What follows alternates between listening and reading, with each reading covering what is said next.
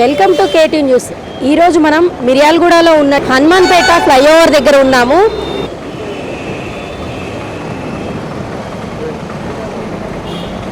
ఇక్కడ మనం చూస్తూ ఉన్నాం. ఇంతకుముందు అయితే ఈ ప్రదేశం అంతా కూరగాయల వ్యాపారస్తులు, చిరు వ్యాపారస్తులు వాళ్ళందరూ ఇక్కడ రెండు వైపులా ఈ హనుమాన్పేట ఫ్లైఓవర్ కింద ఉండేవాళ్ళు. సైడ్లో కూడా వాళ్ళు చిన్న చిన్న వ్యాపారస్తులు వాళ్ళు డైలీ ప్రతిదినం వాళ్ళ జీవనాధారంగా బ్రతికే వాళ్ళందరినీ ఇక్కడి నుంచి ఖాళీ చేయించారు. వారికి ఎక్కడ అకామిడేట్ చేశారో మనకైతే తెలియదు. కానీ ఇక్కడ ఖాళీ చేసిన తర్వాత ఇక్కడ మనం చూస్తాం, ఇక్కడ పెద్ద పెద్ద వెహికల్స్ ఉన్నాయి ఇక్కడ. మరి అవి ఉన్నాయి, వాటిని ఎందుకు తొలగించడం లేకపోతున్నారు అధికారులు, ప్రజాప్రతినిధులు? వాటి మీద మరి వీళ్ళు రెంట్ కడుతున్నారా లేకపోతే ఎవరి ప్రయోజనం కోసం ఉన్నాయో చూస్తే కనుక వర్షమట్టి ఈ ఫ్లైఓవర్కి రెండు వైపులా కూడా ఉన్నాయి. ఇంతకుముందు ఇదే ప్లేస్లో కూరగాయలు ఉండే. ఈ కూరగాయలు అమ్ముకునే వాళ్ళు చిన్న చిన్న బ్రతుకులు, వాళ్ళు చిన్న చిన్న రోజు కూరగాయలు అమ్ముకుంటేనే వాళ్ళ జీవనం. అలాంటి వాళ్ళందరినీ ఖాళీ చేయించారు, మంచిదే. వాళ్ళకి ఎక్కడైనా అకామిడేట్ చేశారో తెలియదు. కానీ ఇప్పుడైతే ఇక్కడ అదే స్థలంలో మరి ఈ వాహనాలు ఉన్నాయి. మరి ఇవి మరి ఇవి ఎందుకు అలాగే ఉంచుతున్నారో మరి అధికారులు కానీ ప్రజాప్రతినిధులు కానీ వాళ్ళకి తెలియదు. ఇక అటువైపు కూడా వెళ్తే కనుక మనం చూద్దాం, ముందుకు వెళ్దాం.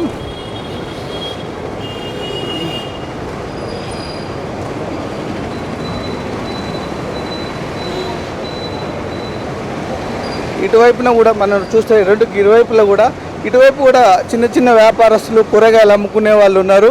వాళ్ళంతా కూడా ఇక్కడ చిన్న వ్యాపారాలు చేసుకునే వాళ్ళు, కొద్దిపాటి జీవనం గడుపుకునేవారు కూరగాయలు అమ్ముకొని. కానీ ఇక్కడ చూస్తే ఇప్పుడు పెద్ద పెద్ద వాహనాలు ఉన్నాయి. మరి ఎవరి ప్రయోజనం కోసం మరి వీటిని ఎందుకు తొలగించలేకపోతున్నారు? ఇంకా కొద్దిగా ముందుకు వస్తే కనుక ఆ లారీలు చాలా ఫ్లైఓవర్ కింద, ఇది మరి వాళ్ళ కోసమే ఫ్లైఓవర్, వాళ్ళ కోసమే నిర్మించారా అన్నట్టు అర్థమవుతూ ఉంటుంది. మరి దీన్ని నియంత్రించాలనేది మనకు అర్థం కావట్లేదు. ఇటువైపు కూడా చూద్దాం, నల్గొండ రోడ్డు వైపు కూడా మనం చూస్తే అటు సైడ్ కొద్దిగా జూమ్ చేయి. అటువైపు కూడా చూస్తే వాహనాలన్నీ కూడా ఉన్నాయి. పాపం చిన్న చిన్న బతికే వాళ్ళని మాత్రం నిర్దాక్షిణ్యంగా వెళ్ళగొట్టారు. సరే, అది ట్రాఫిక్ జాము ఇంకేదో కారణం చేత మరి వాళ్ళని పంపించవచ్చు, తప్పేం లేదు. కానీ అదే స్థాయిలో అదే విధంగా మరి ఇక్కడ ఉన్నటువంటి వ్యాపారాలు, పెద్ద పెద్ద వ్యాపారాలు చేసుకునే వాళ్ళు మరి వీళ్ళని ఎందుకు పంపించడం లేదనేది ఇక్కడ పబ్లిక్ అంటున్నటువంటి మాట. మరి ప్రజల్లో వస్తున్నటువంటిది ఇది. మరి ఇది వీళ్ళు రెంట్ కడుతున్నారా లేకపోతే ఏంటనే విషయం ఇంతవరకు తెలియదు. దీన్ని మరి అధికారులు ఏ విధంగా చూస్తారో చూద్దాం. ఇంకా అటువైపు కూడా చూద్దాం. చెప్పండి సార్. ఇక్కడ ఫస్ట్ ఇంతకుముందు ఇక్కడ కూరగాయలు చిన్న చిన్న వ్యాపారాలు చేసుకున్న ముట్టలు, సరే వాళ్ళు ఏదో వ్యాపారం చేస్తూ వాళ్ళకి జీవనం గడిచేది. ట్రాఫిక్ పేరుతో తొలగించారు, సంతోషమే. కానీ ఇక్కడ పెద్ద వాహనాలు ఉన్నాయి.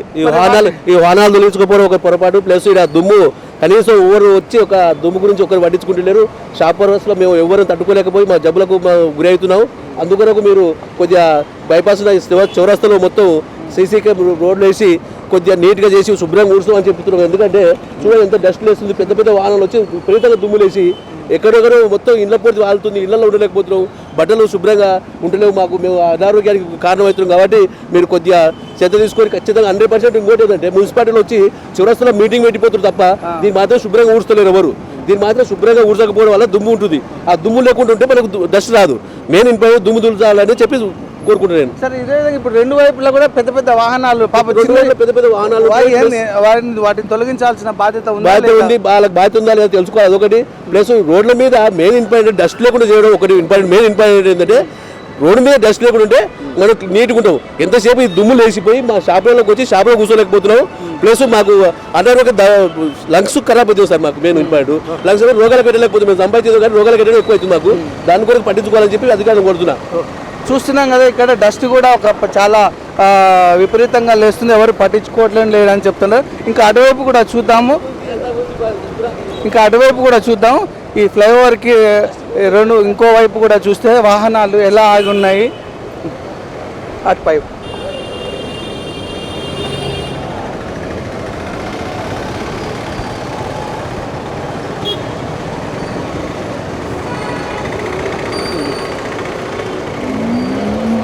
ఇదిగో మనం చూస్తూ ఉంటున్నాం. ఈ వాహనాలు ఇవన్నీ కూడా ఈ ఫ్లైఓవర్ ఉన్నంత వరకు కూడా ఇది కేవలం వాళ్ళ కోసం ఈ ఫ్లైఓవర్ కట్టారా అన్నట్టు అనిపిస్తూ ఉంటుంది. ఇక్కడ నుంచి వర్షం బట్టి కూడా వీళ్ళు రోజు ట్రావెల్స్ ఇవన్నీ నడిపించుకుంటుంటారు. సో వాళ్ళైతే ఆరామ్సే ఎలాంటి భయం లేకుండా ఇది మా కోసమే నిర్మించారు అన్నట్టుగా పెట్టుకుంటారు. కానీ చిన్న చితక కూరగాయలు అమ్ముకొని ఆ రోజు కూలీలు వాళ్ళు ఆ రోజు ఆ కూరగాయలు అమ్ముకుంటూనే వాళ్ళు బ్రతుకుతారు. అలాంటి వాళ్ళు మాత్రం నిర్దాక్షిణ్యంగా పంపించేశారు. మరి వీటిపైన మరి ఎలాంటి చర్యలు తీసుకుంటారో మనం వేచి చూడాలి. మరి ప్రజల్లో కూడా ఒక చైతన్యం రావాలి. అదేవిధంగా అధికారులు కూడా ఆలోచించాలి, మనం చేసేది ఎవరికి ప్రయోజనకరంగా ఉంటుంది, చిన్నవాళ్ళకా పెద్దవాళ్ళకా లేకపోతే ఇంకా అధికారులకా అనేది కూడా మనం పరిశీలించాల్సి ఉంటుంది. ప్రజలు కూడా ఒక ఆలోచనలో ఉన్నారు. సో వీటన్నిటినీ కూడా ప్రజలు గమనిస్తూనే ఉంటున్నారు. ఇంకా చూద్దాం.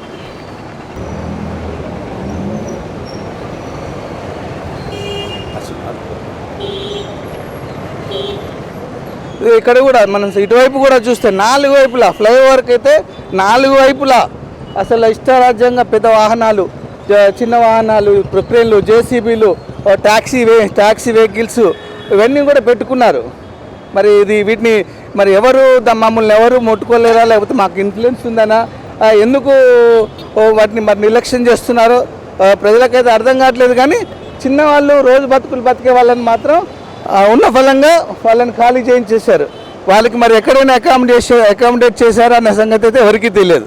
మీరు చూస్తూనే ఉండండి. మేము నిరంతరం ప్రజల కోసం, ప్రజల పక్షాన మాట్లాడుతూ ఉంటాం. అది అధికారులైనా, ప్రజలు తప్పు చేసినా ప్రజల్లో ఒక అవేర్నెస్ కూడా తీసుకొస్తాం. ప్రజలు కూడా మారాల్సిన అవసరం ఉంది. వాళ్ళ మార్పు కోసం కూడా మేము K2 న్యూస్ ఎప్పుడు కూడా మరి ప్రయత్నం చేస్తుంది. కెమెరామెన్ వీరబాబుతో మీ K2 న్యూస్ రాజ్ కుమార్.